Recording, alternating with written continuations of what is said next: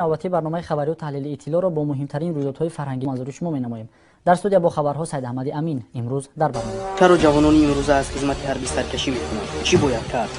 آخی ساعتهای 6 میخیزونن میدوونن. اگر ساعتهای 10 خیزونن شکم سیر کنن. پارکوی نواز یوجدگی در تاجیکستان پارک برن یا تماشا کنیم پارک را که فهمیدی؟